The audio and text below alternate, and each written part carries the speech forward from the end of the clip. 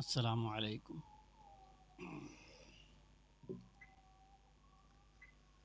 نحمده ونصلي على رسوله الكريم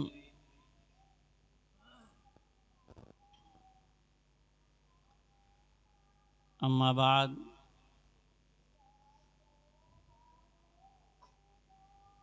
فأعوذ بالله من الشيطان الرجيم بسم الله الرحمن الرحيم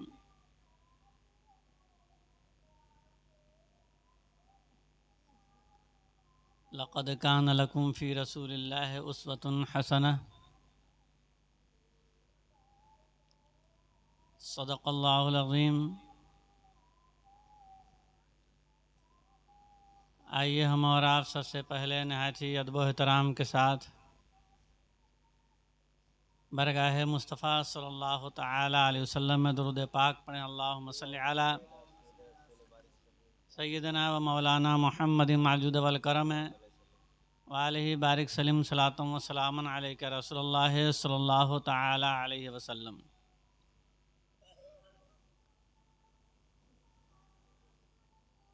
علم دیتے ہیں، نور دیتے ہیں، علم دیتے ہیں، نور دیتے ہیں اور قلبی سرور دیتے ہیں. علماء اپنے ہم نشینوں کو عشق رب غفور دیتے ہیں. حضرات محترم، زندہ قومیں تنہائی شب میں علم کا چراغ جلا کر لیالی سحر کے ذریعے علم کے چشموں کو جاری کرنے کے لیے سعی مسلسل کرتی ہیں.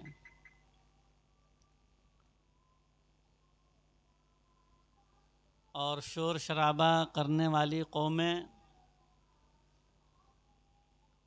صفحہ ہستی سے مٹا دی جاتی ہیں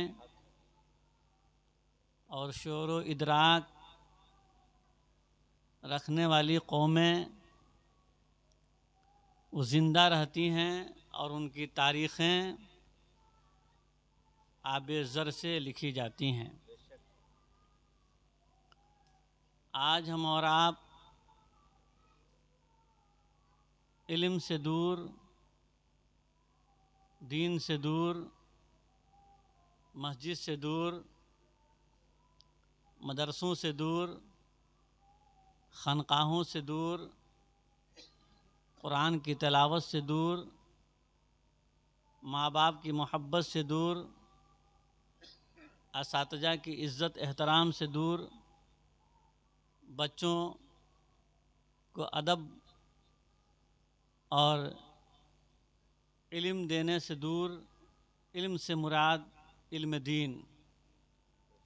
بہت سے بچوں کو دیکھا جاتا ہے، میری باتیں کچھ لوگوں کو بری لگتی ہیں، مگر وہ رات میں سو کر کے یا کبھی تنہائی میں بیٹھ کر کے میری باتوں پہ غور کرے گا تو اسے احساس ہوگا کہ جو حق ہے اسی کو بیان کیا گیا ہے.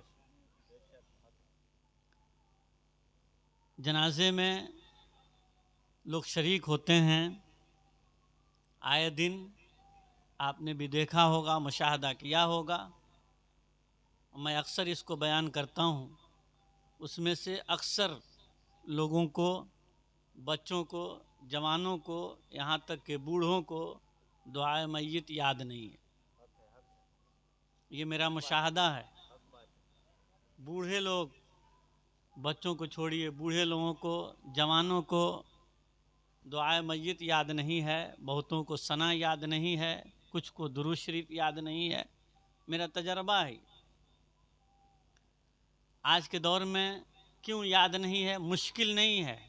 2 لائن کی دعا ہے، یاد نہیں ہے، مشکل نہیں ہے. آپ پٹنہ جاتے ہیں، گورکھپور جاتے ہیں یا کہیں جاتے ہیں، ڈرائیور کو میں نے اپنی آنکھوں سے دیکھا ہے، اسے جگہ کا پتہ نہیں ہے، مگر اس دور میں موبائل چلا کر کے انگلی سے دبا کر کے جگہ کا پتہ لگا لیتا ہے، نام پوچھ لیتا ہے کہاں جانا ہے، اور سرچ کر کے جیسے بھی یہ موبائل کے ذریعے وہاں آپ کو پہنچا دیتا ہے. मगर आज हम इतने नीचे गिर गए हैं। अरब से बेटा आ रहा है, मुझे मालूम था अरब से बेटा आ रहा है, जनाजा कल पढ़ाएंगे। और जब बेटा आया पूछा गया, मैंने पूछा कि दुआए मैयत याद है? बेटा कह रहा है कि याद नहीं है। मैं मुस्कुराने लगा, अरे भाई अरब से चला आया, कम से कम 4 घंटा तो लगा होगा, सबके बीच में तो नहीं पूछा, तन्हाई में पूछा था, 4 घंटा लगा होगा। पटना जाने के लिए मोबाइल से आप पता लगा लेते हो कहाँ जाना है, लखनऊ जाने के लिए हॉस्पिटल का पता लगा लेते हो कहाँ जाना है, कहीं भी जाना है आप मोबाइल के ज़रिए पता लगा लेते हैं। उससे भी फंसते हैं तो मोबाइल से फ़ोन करके आप पता लगा लेते हैं कि आप कहाँ मौजूद हैं। कोई मसला फंसता है, किसी डॉक्टर के बारे में जानकारी करनी है तो आप फ़ोन से पता लगा लेते हैं एक डॉक्टर कहाँ मिलेगा। आपके जनाजा, आपके बाप का जनाजा रखा गया है और 2 लाइन की दुआ याद नहीं है। अगर बाप से मोहब्बत होती, अल्लाह का डर होता तो मोबाइल पे सर्च करके पता लगा लेता कि क्या पढ़ना है। और जितने दूर में वहाँ से आया है उतने दूर में याद भी कर लेता और बाप के जनाजे के सामने खड़ा होता तो दुआ भी पढ़ लेता, अल्लाह भी खुश हो जाता और उसके बाप की रूह भी खुश हो जाती कि चलो मेरा बेटा आया है तो कुछ पढ़ा है। वरना खड़ा होकर के आप क्या पढ़ते हैं? जब कुछ नहीं पढ़ते हैं तो अल्लाह भी देखता है और रूह भी देखती है, जिसकी जनाजे में आप गए उसकी रूह देख रही है कि आया तो है मगर कुछ पढ़ नहीं रहा है। जब कुछ पढ़ेंगे नहीं तो पाएंगे क्या। एक बात और मैं बताऊं, आप तकरीर और नात भरपूर सुन चुके हैं, थोड़ी देर मेरी भी तकरीर आप सुन लीजिए। आज के माहौल में हम और आप सिर्फ अल्लाह अल्लाह करते हैं। क्या खतना कर लेने का नाम मुसलमान है? माफ़ कीजिएगा, सिर्फ खतना करा देने का नाम मुसलमान है? सिर्फ निकाह कर लेने का नाम मुसलमान है? सिर्फ कान में आवाज़ अजान दे देने का नाम मुसलमान है? इकामत कर लेने का नाम मुसलमान है? शादी में निकाह कर लेने का मुसलमान है? नहीं, मुसलमान उसको कहते हैं जो नबी के शरीयत पे अमल करके ज़िंदगी गुजारे और ईमान पर ख़ातिमा हो जाए, उसको मुसलमान कहा जाता है। आज हम रो रहे हैं, चिल्ला रहे हैं फ़िलिस्तीन के लिए। मुझे एक बात हमेशा याद आती है और मैं इसको अक्सर मैं कहता हूँ, फ़िलिस्तीन में जब कोई माँ बच्चा पैदा करती है, फ़िलिस्तीन की सरज़मीन पर जब कोई माँ बच्चा पैदा करती है और लड़का पैदा होता है तो उस लड़के को गोद में लेकर के दूध पिला करके माँ दुआ करती है, मौला ताला इसे मुजाहिद बनाना और जब जवान हो जाए तो शहादत की मौत अता करना। और जब उसे शहादत की मौत मिलती है तो खुदा का शुक्र अदा करती है, चलो मेरा बच्चा शहादत की मौत मरा है। और आज हम और आप यहाँ पर अपने बच्चों को क्या बनाते हैं? नाचता है, गाता है, इधर उधर अपने वक्त को गुजारता है, माफ़ कीजिएगा, और खुराफात लगवियात में मशगूल होकर के अपने वक्त को ज़ाय करता है, दुनिया को भी नहीं बना पाता और आखिरत को भी नहीं संवार पाता है। फ़िलिस्तीन की सरज़मीन पर उस वक्त की बात बता रहा हूँ, ये कुरान कह रहा है, या अय्युहल्लज़ीना आमनू ला तत्तखिज़ुल यहूद वन नसारा, ऐ ईमान वालों यहूद व नसारा को दोस्त न बनाओ, अल्लाह ताला कह रहा है और उसी को लोग दोस्त बना रहे हैं। अरब वाले क्या हैं, अगर तेल देना बंद कर दें, ये टैंक वगैरह मिसाइल वगैरह जो उड़ रहा है और टैंक जो चला रहा है गाड़ी वगैरह, ये तो तेल ही से ना। ये अरब वाले अगर तेल देना बंद कर दें तो कितना वक्त लगेगा उसको फना होने में और मिटने में, कितना वक्त लगेगा। मैं अय्याश लोग हैं, अपने आकाओं की बात मानते हैं, उनके गोद में परवरिश पाते हैं और अपनी सीट बचाने के लिए और ऐशो इशरत वाली ज़िंदगी गुजारने के लिए वो हक बात बोलने से भी कासिर हैं, मजबूर हैं वो लोग। इसलिए मुसलमानों को, जो मुसलमान रहे हैं, कभी भी अल्लाह के सिवा दूसरे के सामने अपने सर को नहीं झुकाया है। बदन में सबसे ऊंचा मकाम लोग कहते हैं दिल का है, वो तो दिल है अपनी जगह पे, मैं कहता हूं कि सर का है। इंसान के बदन में सबसे ऊंचा मकाम सर का है। कहा गया क्यों?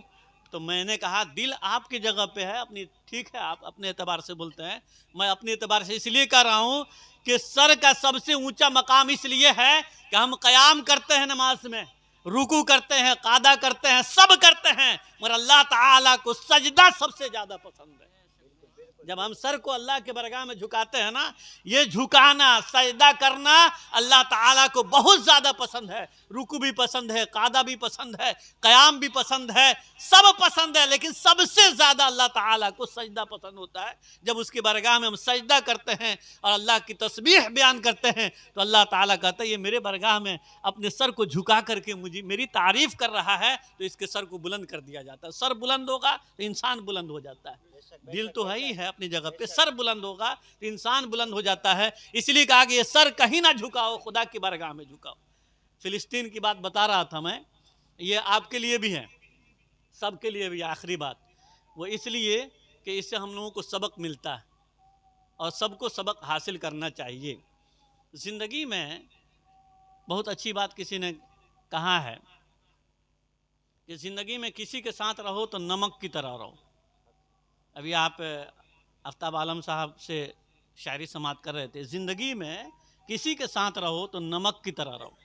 لوگوں نے پوچھا کرے ابھی آپ سر کی بات سنیں تو نمک کی بات سن لیجئے، لوگ کہتے ہیں میٹھا بن کر کے رہو، آپ کہہ رہے ہیں نمک بن کر کے رہو، بہت فرق ہو گیا نا، میٹھا میں اور نمک میں فرق ہے۔ لوگ کہتے ہیں میٹھا بن کر کے رہو اور آپ کہہ رہے ہیں میں کہہ رہا ہوں کہ نمک بن کر کے رہو۔ آخر کیوں؟ تو میں نے کہا کہ سنیے، بزرگوں نے ایسے ہی نہیں کہا ہے کہ نمک بن کر کے رہو، اس لیے نمک بن کر کے رہو کہ کوئی زیادہ آپ کو استعمال نہ کر سکے۔ سبزی میں نمک زیادہ ہو جائے تو لوگ نہیں کھائیں گے، کوئی زیادہ استعمال نہ کر سکے اور آپ کے بغیر یعنی نمک کے بغیر کھانا بھی اچھا نہ لگے، یعنی زیادہ استعمال بھی مت ہوئیے اور آپ کے بغیر زندگی میں نہ چلے، ایسا بن کر کے زندگی میں شامل ہو جائیے بطور نمک۔ زیادہ وقت دیجیے گا تو ظاہر سی بات ہے وقت آپ کا خراب ہوگا، ٹائم آپ کا خراب ہوگا، اور کم وقت دیجیے گا، ضرورت کے تحت وقت دیجیے گا تو اس کا بھی وقت بچے گا، اس کی ضرورت بھی پوری ہوگی اور آپ کا بھی کام ہو جائے گا۔ تو خدا کی بارگاہ میں بھی جانا ہے تو وقت کے ساتھ جانا ہے، ایسا نہیں کہ ہمیشہ وہیں پہ رہنا ہے، جا کر مسجد ہی میں جا کر کے رہنا ہے۔ تو اسرائیل، یہ غور سے سن لیجئے، اسرائیل ایک ملک ہے۔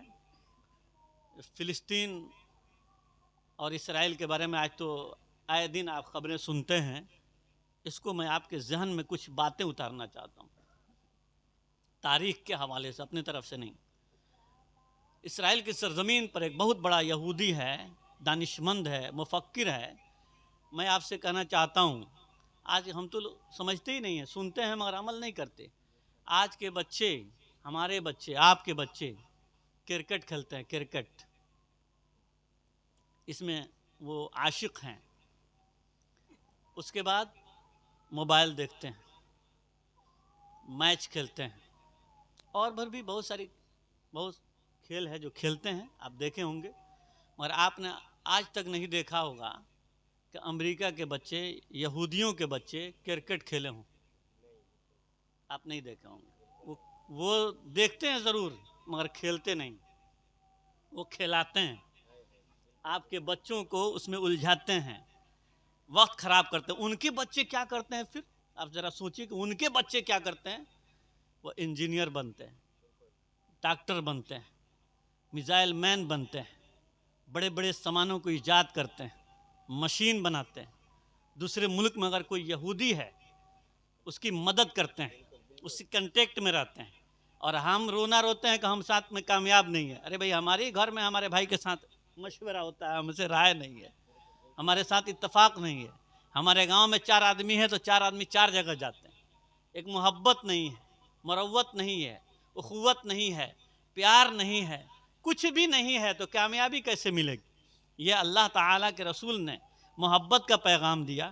مسجد میں جاؤ تو ایک ساتھ نماز پڑھو، دسترخوان بچھا کر کے ایک ساتھ کھاؤ، حج کرنے جاؤ تو ایک ساتھ طواف کرو، مسجد نبوی میں جاؤ تو ایک ساتھ نماز پڑھو، ہر جگہ ہم ایک ساتھ ہیں۔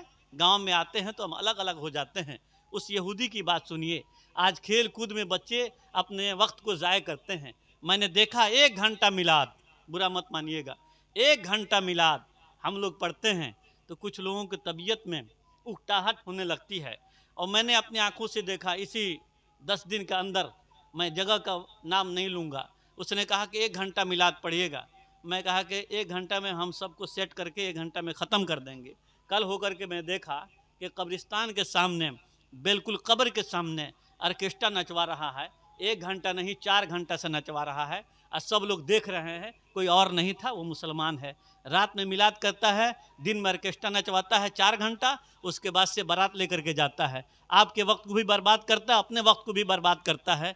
4 घंटा नहीं, दिन भर आपका वक्त बर्बाद हुआ। आप गए, 1 प्लेट खाना खाए, फिर आए, थके मांदे हैं, सो गए। अब न दीन का काम कर रहे हैं, न दुनिया का काम कर रहे हैं, फिर आप करेंगे क्या? आपका वक्त ज़ाय हो रहा है ना। आप 400-500 बारात लेकर के जाते हैं, लाखों रुपए उस पर खर्च करते हैं, आपको उससे मिलता क्या है? आपका पैसा ज़ाय होता है, जितने लोग जाते हैं सबका वक्त ज़ाय होता है। अगर आप वलीमा करें, मैंने नबी की सुन्नत है, अगर वलीमा करते हैं, 12 बजे का वक्त हुआ, हमने अपना काम किया, बच्चों को पढ़ाया, आपने अपने बच्चों को पढ़ाया, आपके बच्चे घर गए, आपने अपना काम किया, जब खाने का वक्त हुआ आप खाना खाने के लिए गए, घर वाले को मुबारकबाद दिया, दूल्हे को मुबारकबादी पेश की, और वक्त हुआ खाने का, आधा घंटा आप बैठे या 1 घंटा बैठे, खाना खाए, फिर अपने काम में लग गए। 1 घंटा आपके घर में भी लगता है, 1 घंटा आपके दरवाजे पे लगता है। सुन्नत पे अमल किया, आपने काम भी कर लिया और फिर आपने सवाब भी पा लिया, मगर इस काम में दिलचस्पी नहीं है। बारात जाने में दिलचस्पी है, अपने वक्त को ज़ाय करने में दिलचस्पी है, अपनी ज़िंदगी को बर्बाद करने में दिलचस्पी है। नमाज पढ़ने के लिए वक्त नहीं है आपको, और नेकी के काम करने के लिए वक्त नहीं है। दुनियादारी में बड़ा वक्त मिलता है, इसलिए हम लोग नाकाम हैं। मैंने कहा यहूदियों के बच्चे बड़े बड़े मिसाइल, बताइए कि आज मिसाइल कौन बनाता? इतने बड़े बड़े, इतने सुपर पावर कैसे हो गया? वो कम हो करके, मुट्ठी भर हो करके सुपर पावर कैसे हो गया? आप जरा सोचिए, ताकतवर कैसे बन गया? उसने कुछ बनाया, कुछ किया, कुछ रिसर्च किया, पढ़ा, इल्म हासिल किया। एक डॉक्टर को आप देखे होंगे, दिन भर काम करता है, रात भर इलाज करता है, दिन भर इलाज करता है, क्या वो बारात जाएगा? वो ऑर्केस्ट्रा देखेगा? उसके पास टाइम ही नहीं है ऑर्केस्ट्रा देखने के लिए, उसके पास टाइम ही नहीं है कि बारात जाए। इसलिए जिनको डॉक्टरों से मोहब्बत होती है कि डॉक्टर हमारे बारात में शरीक होंगे, वलीमा कराता है या वक्त बता देता है, रात के वक्त लेकर के जाता है, उसमें भी बहुत से डॉक्टरों को देखा गया है और वकीलों को देखा गया है कि वो शरीक नहीं होते। बड़े बड़े मौलाना हजरात को देखा गया है कि वो शरीक नहीं होते, इसलिए मजबूर होते हैं, उनके पास वक्त नहीं होता। आपने ऐसा मिजाज बना दिया है, ऐसा माहौल बना दिया है कि उस पर लोग उतर नहीं पाते हैं। तो मैं इस्राएल की बात बता रहा था, एक बहुत बड़ा यहूदी था, बहुत बड़ा यहूदी, आखिरी बात मेरी, बहुत बड़ा यहूदी है। वो अपने घर से निकल रहा है अपने यूनिफॉर्म में। बेटी ने पूछा, अब्बू जान कहाँ जा रहे हैं? गौर से सुनिएगा, इसी जुमले को समझाने के लिए मैं अभी कुछ बोल गया आपके सामने। बेटी ने पूछा अपने बाप से, अब्बू जान कहाँ जा रहे हैं? तो बाप ने कहा, मैं जा रहा हूँ मीटिंग में। तो बेटी ने मुस्कुरा कर कहा, यह अक्लमंदी के खिलाफ बाप से करे।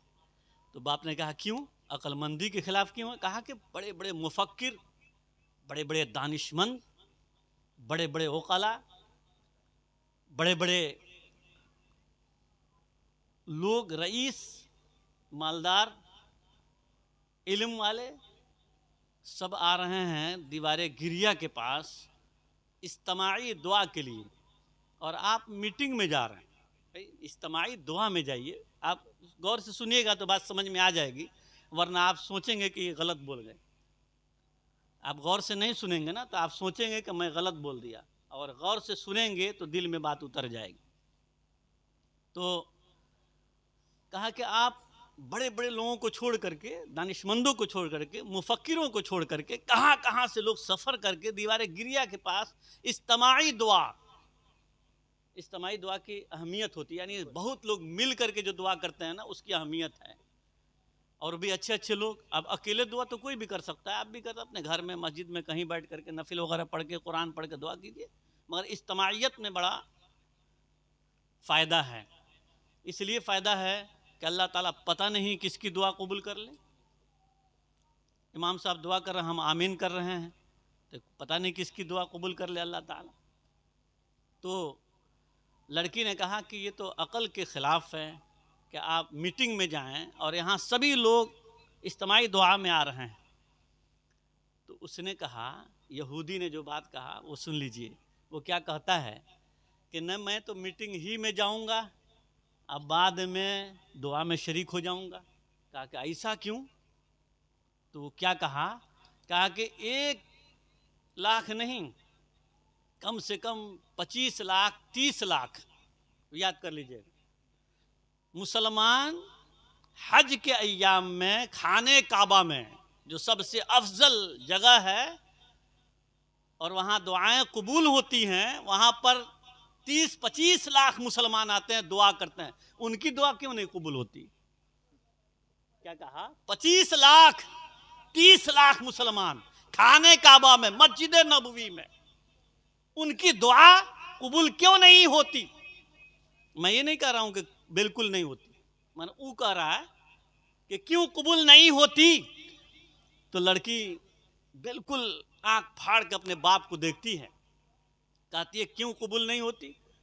कहा कि वहां पर तो अल्लाह ताला कबूल करता ही है, मगर 25-30 लाख का मजमा हो, इज्तिमाई दुआ हो खाने काबा में हज के अय्याम में, और फिर दुआएं कबूल नहीं होती।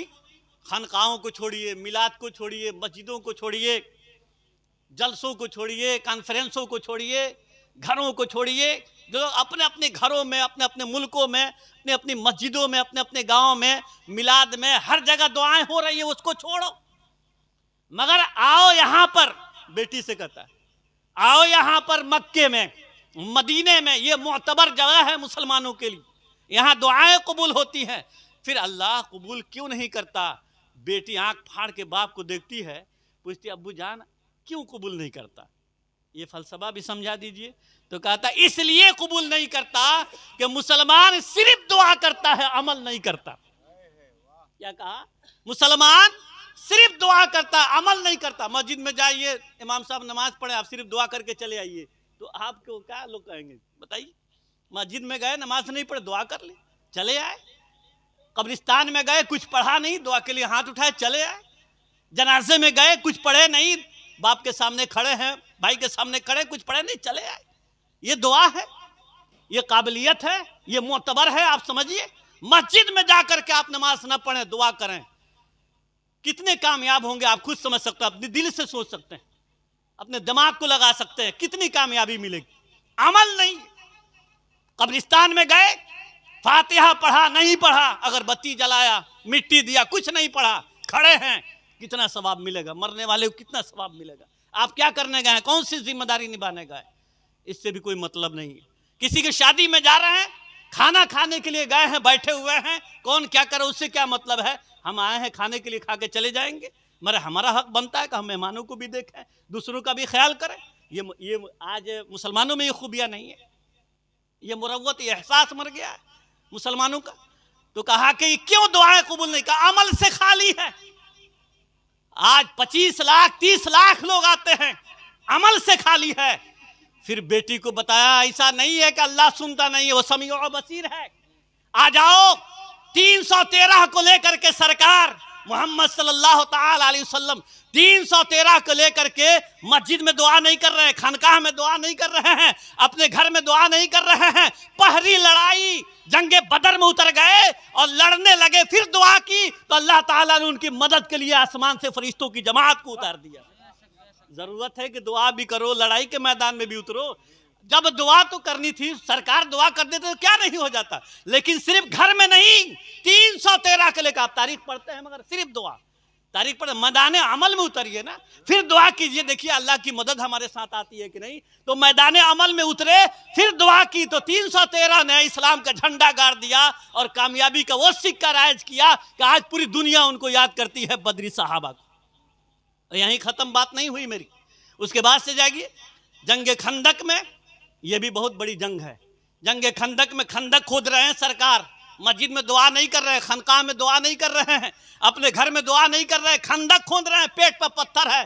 तारीख आप पढ़े होंगे, पेट पर पत्थर है, खंदक खोद रहे हैं, फिर दुआ कर रहे हैं मौला ताला हमें कामयाब कर दे। ऐसी आंधी आई, ऐसी आंधी आई कि जितने यहूदी थे, जितने दुश्मन इस्लाम थे, सब इधर उधर बिखर जाते हैं, मुसलमान कामयाब हो जाते हैं।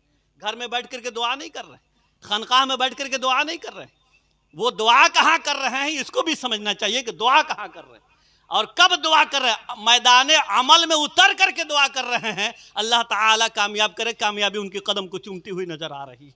एक बात और देखें, उसके बाद से आगे आई खैबर किला, ये तारीख خیبر قلعہ یہودیوں کا ہے اور اس کو فتح کرنے کے لیے مسلمان چلے، کامیابی نہیں مل رہی، وہ قلعے پر چڑھ جاتا ہے، یہودی سب چڑھ جاتے ہیں، اوپر سے پتھروں کی بارش ہوتی ہے، یہی سی بات ہے قلعے کا دروازہ بند ہے، فاٹک بند ہے اور بہت بھاری دروازہ ہے، 40 آدمی مل کر کھولتے ہیں ایک طرف کا پلہ، تو کیسے کامیابی ملے گی؟ مگر میرے سرکار صبح کی نماز پڑھ کر کے دعا نہیں کر رہے ہیں، صرف صبح کی نماز پڑھ کر کے خوشخبری سنا رہے ہیں کہ کل علم اس کے ہاتھ میں دوں گا، جھنڈا اس کے ہاتھ میں دوں گا جس کے ہاتھ سے خیبر فتح ہوگا، اور حضرت علی کو دیتے ہیں، کہتے ہیں جاؤ فتح کرو، دعا بھی کر رہے ہیں، میدان عمل میں اترتے ہیں تو جاتا ہے حضرت علی تو قلعے کے خیبر کے قلعے کے دروازے کو تنہا اکھاڑ کر کے پھینک دیتے ہیں اور قلعے پر اسلام کا پرچم گاڑ دیتے ہیں، پتہ یہ چلا کہ دعا بھی کر رہے ہیں، میدان عمل میں اتر بھی رہے ہیں، تو جا کر کے کامیابی ملتی ہے۔ ایک اور بات میں بتا دوں آخر میں کہ اور دور جانے کی ضرورت نہیں ہے، آپ حسین حسین چلاتے ہیں، کتنے حسینی ہیں ہم اور آپ، کتنے حسینی ہیں؟ میدان کربلا میں تو امام حسین نے تلوار رکھ کر کے نماز پڑھنے لگے، جانی دشمن ہیں سب، تیروں کی بارشیں ہو رہی ہیں، بھوکے اور پیاسے ہیں، اذان ہوتی ہے تو تلوار رکھ کر نماز پڑھتے ہیں، اکثر علماء کرام بیان کرتے ہیں۔ آپ کتنے نماز پڑھتے ہیں؟ ہم لوگ تو بالکل فرصت میں ہیں، نماز پڑھنے کا وقت بھی ملتا ہے تو نہیں پڑھ پاتے، اذان ہوتی ہے نہیں جاتے مسجد میں، کتنے کامیاب ہیں۔ ایک موبائل بنانے والے نے موبائل بنایا تو آپ کہیں بھی بات کریں، موبائل چلا رہے ہیں تو جب سب سے پہلے موبائل کسی نے بنایا ہوگا صرف بات کرنے کے لیے، صرف بات کرنے کے لیے، تو آج کے دور میں آپ اس پر کچھ لکھیں، کتاب پڑھیں، حدیث پڑھیں، قرآن پڑھیں، کسی کو دیکھیں، مگر جب کہیں سے بات آئے گی یعنی قول آ جائے تو سب کچھ بند ہو جاتا ہے، بات شروع ہو جاتی ہے۔ پتہ یہ چلا جس مقصد کے تحت موبائل کو بنایا ہے وہ کام پہلے ہے، بعد میں دوسرا کام۔ موبائل سسٹم نے انسان نے جو سسٹم بنا دیا، اس سسٹم پر پہلے جس کے لیے بنایا گیا وہ کام کرتا ہے، اس کے بعد سے دوسرا کام کر رہا ہے۔ اور ہمیں بھی عبادت کے لیے اللہ تعالیٰ بنائے، پہلے ہم مسلمان ہیں، بعد میں دوسرے کچھ ہیں، ہم پہلے مسلمان ہیں تو ایمانی تقاضے کو پورا کیجئے، اللہ کے برگاہ میں سر کو جھکائیے۔ اس کے بعد دیکھیے کربلا کے میدان میں امام حسین کرامت بھی دکھائے ہے، ایسی بات نہیں ہے، علماء سے پوچھ، ہمارے حضرت یہاں تشریف فرمائے، علماء سے پوچھ، کرامت بھی دکھائے ہیں، مگر 3 دن سے بھوکے پیاسے ہیں، خیمے میں اذان بھی ہے، نماز بھی ہے، قرآن بھی ہے، مگر امام حسین صرف دعا سے کام نہیں چلا رہے، مولا تعالی اپنے محبوب کے صدقے میں نانا جان ہمیں بچا لیجئے، ہم یہاں پر پریشان ہیں، نہیں، اپنے بچوں کو کربلا کے میدان میں بھیجتے ہیں، اپنے ہاتھ سے امامہ باندھ رہے ہیں، سجا کر کے بھوکے پیاسے بچوں کو، بھتیجے کو بھیج رہے ہیں، اسلام پہ قربان ہو جاؤ۔ پتہ یہ چلا کامیابی اسی کو کہتے ہیں۔ میدان کربلا میں گئے، 22,000 ایک طرف، 72 ایک طرف۔ میں آپ سے پوچھنا چاہتا ہوں کس کو دنیا یاد کرتی ہے؟ 22,000 کو یاد کرتی ہے کہ 72 کو یاد کرتی ہے؟ آج بھی دنیا حسین کی شجاعت کو، حسین کی استقامت کو، حسین کی کرامت کو سلام کرتی ہے، یزیدیوں کو کوئی یاد نہیں کرتا۔ تو کس کو سلام کیا جاتا ہے؟ کس کی عزت ہوتی ہے؟ کس کا گن گایا جاتا ہے؟ کس کی تعریف ہوتی ہے؟ تو آپ کا امام حسین کی، تو کہا کہ وہاں تو 22,000 تھے، امام حسین شہید ہو چکے تھے، کہا کہ نہیں، صرف دعا نہیں، میدان عمل میں اتر کر کے اپنے خون کے ایک ایک قطرے سے اسلام کی آبیاری کی تو دنیا ان کو سلام کرتی ہے۔ آج بھی زندہ ہیں، کل بھی زندہ رہیں، لیکن آج ہم اور آپ صرف دعا۔ ایک بات اور میں بتاؤں اور اپنی بات کو ختم کروں، درود پاک پڑھی، اللہم صلی علی سیدنا مولانا محمد ماجد والکرم والہ بارک سلیم، صلاۃ و سلام علیک رسول اللہ صلی اللہ تعالی علیہ وسلم۔ اللہ پہ سب کو بھروسہ ہے، سب کو۔ آخری بات، اللہ تعالیٰ قرآن میں ہے، یہ تو میں تاریخ بیان کیا تو آپ بھی جانتے اس تاریخ کو، جنگ بدر، جنگ احد، جنگ خندق اور خیبر کو فتح کرنا، یہ سب اہم تاریخ ہیں حضور کے زمانے میں، یہ اہم تاریخ۔ کربلا کہ امام حسین نے کربلا کے میدان میں جو قربانی پیش کی، شہادت کا جام پیا کربلا والوں نے، یہ بھی آپ، یہ تفصیل میں جاؤں تو وقت لگے گا۔ ایک بات اور میں آپ کے سامنے رکھنا چاہتا ہوں، قرآن شریف میں ہے، اللہ تعالیٰ نے حضرت موسیٰ علیہ السلام بچپن میں، موسیٰ علیہ السلام ابھی بچے ہیں، بالکل کمزور ہیں، بچہ کمزور ہوتا ہے، دودھ پینے والا بچہ کمزور ہوتا ہے دنیاوی اعتبار سے، اور دینی اعتبار سے بھی پی نہیں سکتا، کمزور ہے بھائی، دوسرے کا محتاج ہے، ماں باپ کے محتاج ہے. ماں دودھ پلائے گی تو پیے گا، اگر چھوڑ دے ماں باپ دودھ پلانا پرورش کرنا تو مر جائے گا، تو کمزور بہت ہے نا.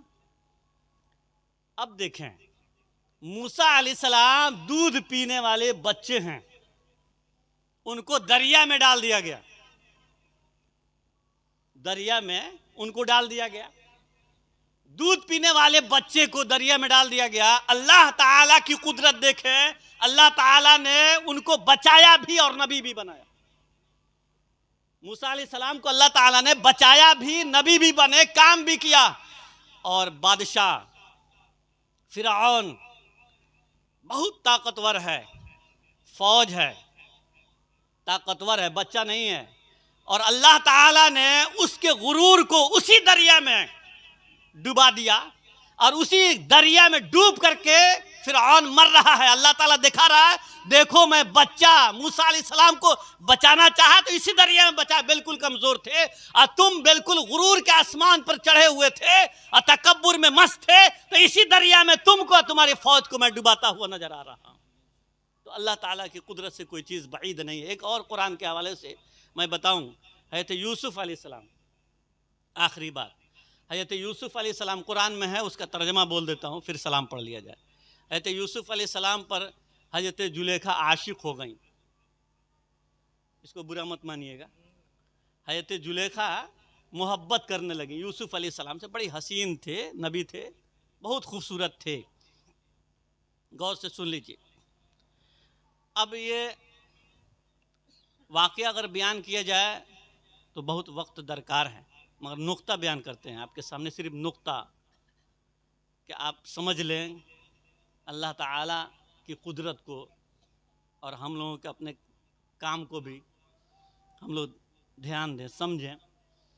تو ان سے محبت کرنے لگیں عورتوں نے، ان کے سہیلیوں نے کہا رہے اس سے محبت کر، تمہارے غلام ہے نا جی، تم بادشاہ کی بیوی ہو، اپنے غلام ہی سے محبت کرتی ہو. کہا اچھا میرے غلام کو دیکھ لو. دیکھا عورتوں نے، ان کے سہیلیوں نے، تو سیب یا نیمبو کاٹنے کو، کوئی چیز کاٹنے کے لیے دی، تو اس کو کاٹنے کے بجائے انگلیاں کاٹ لی. ہوش ہی نہیں رہا کہ میں کیا کاٹ رہی ہوں، یا حسن میں اس طرح سے مو ہو گئی کہ ہوش ہی نہیں رہا کہ میں کیا کاٹ رہی ہوں. اور پھر انہوں نے یہ جملہ ادا کیا کہ یہ تو کوئی انسان نہیں معلوم ہوتا، یہ تو فرشتہ معلوم ہوتا ہے.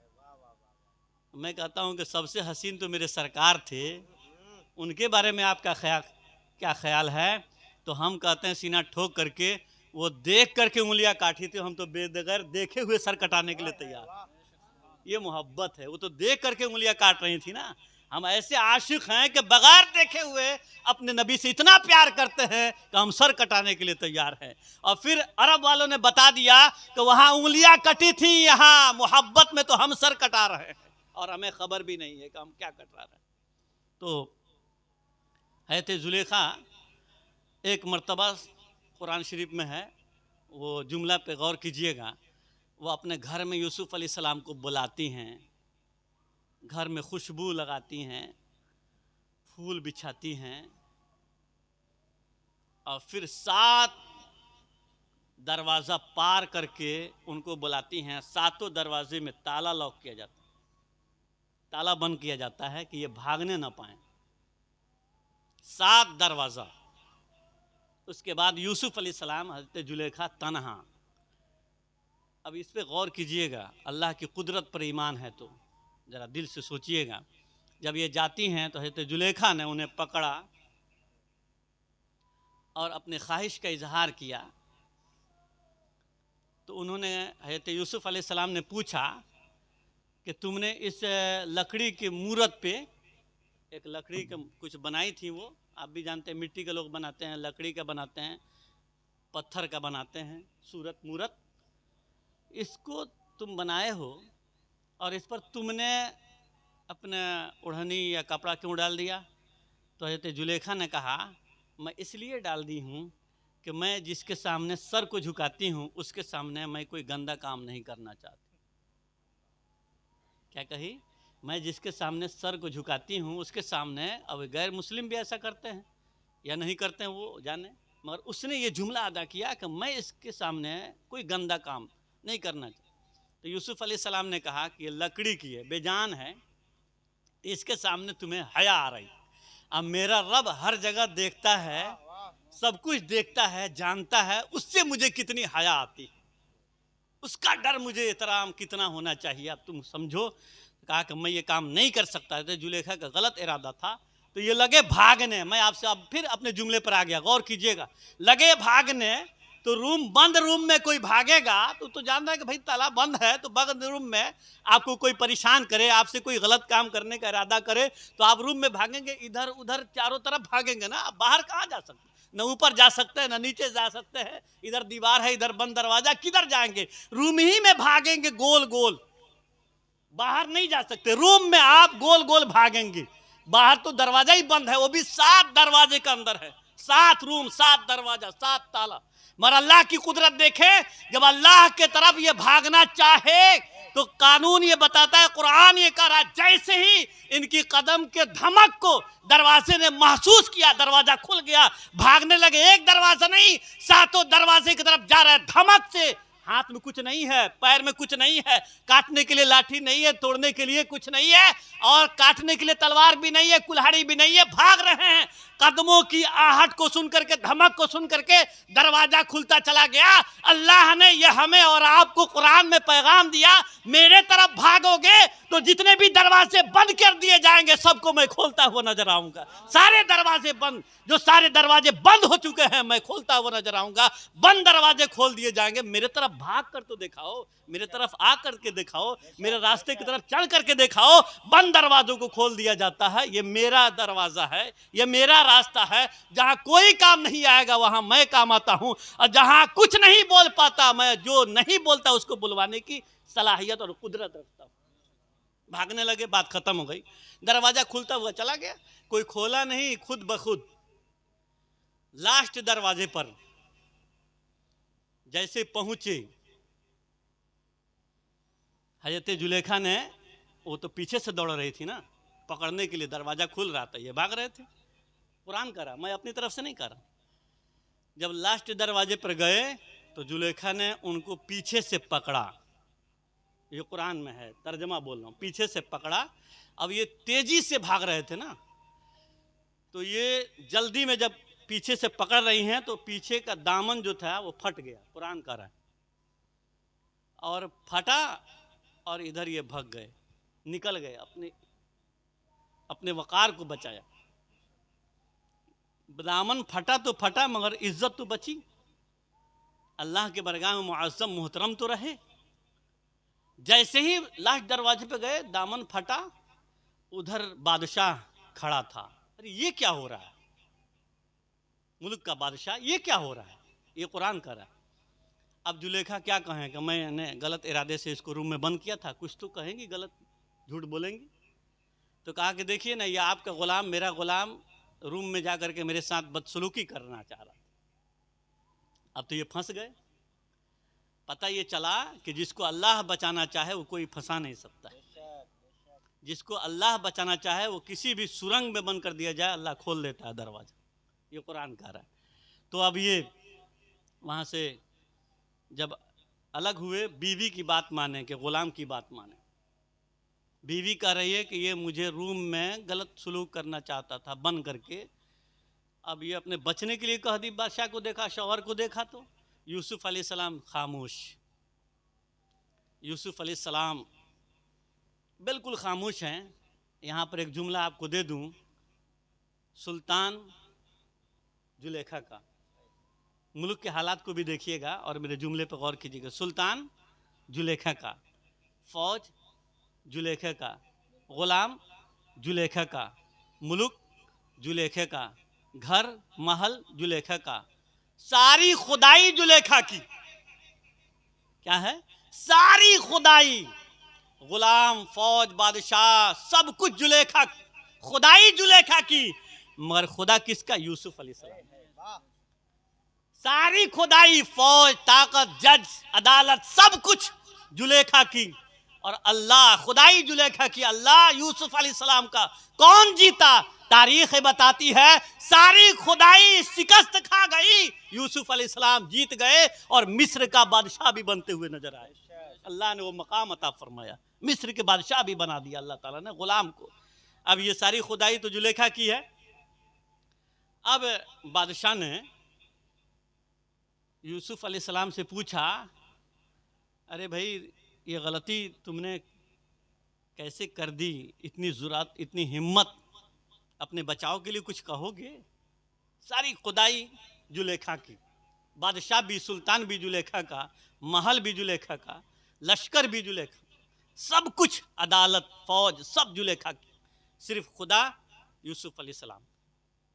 تم اپنے بچاؤ میں کچھ کہو گے؟ یوسف علیہ السلام مسکراتے ہیں، بھئی بات میں لچک نہ ہو تو لوگ سنیں گے نہیں، لوجیکل بات ہو، منطقی بات ہو نا تو لوگ سن لیں گے اور لوگ اس کو قبول بھی کریں گے کہ لوجیکل بات، منطقی بات ہو۔ تو یوسف علیہ السلام کہہ دیتے کہ نہیں اس نے بلایا تھا، ایسا ایسا کیا تھا، تالا بند کیا تھا۔ نہیں، یوسف علیہ السلام فرماتے ہیں کہ وہ جو بچہ دودھ پی رہا ہے نا، وہ بتائے گا کہ کون مجرم ہے۔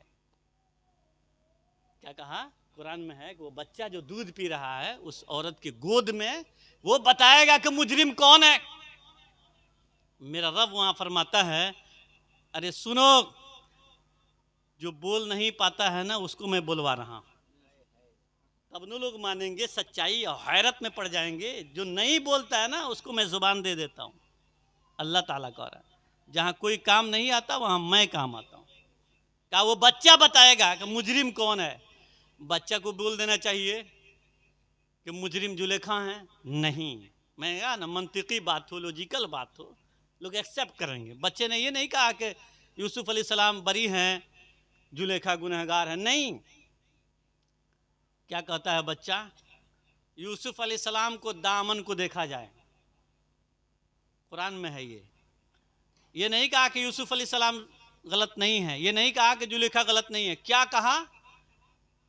دیکھا جائے، اگر یوسف علیہ السلام کے دامن، یوسف علیہ السلام کا دامن پیچھے سے پھٹا ہے تو زلیخا مجرم ہیں، اور آگے سے پھٹا ہے تو یوسف علیہ السلام مجرم ہیں۔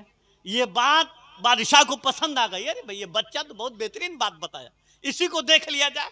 جب دیکھا تو دامن پیچھے سے پھٹا تھا، آگے سے نہیں، تو بادشاہ بھی کہنے پہ مجبور ہو گیا، ارے جب یہ لڑ رہے تھے اور تم کو پکڑ رہے تھے تو آگے کا کرتا پھٹنا چاہیے، آگے کا دامن۔ پتہ یہ چلا کہ یہ شخص، یہ نیک انسان بھاگ رہا تھا، تم پیچھے سے پکڑی ہو، اس لیے پیچھے کا دامن پھٹا ہے۔ یوسف علیہ السلام بے گناہ ہے، تم گناہگار ہو، اس لیے تمہیں سزا ہونی چاہیے، تم گناہگار ہو۔ پتہ یہ چلا کہ اللہ تعالیٰ بچانا چاہے تو اس سے بلوا دیتا ہے جو بولنا نہیں چاہتا۔ اللہ تعالیٰ اگر بچانا چاہے تو دشمن کو کھڑا کر دیتا ہے، وہ بچاتا ہوا نظر آتا ہے۔ اللہ تعالیٰ چاہے تو ابابیل چڑیوں کو بھیج کر کے اپنے گھر کی حفاظت فرماتا ہے۔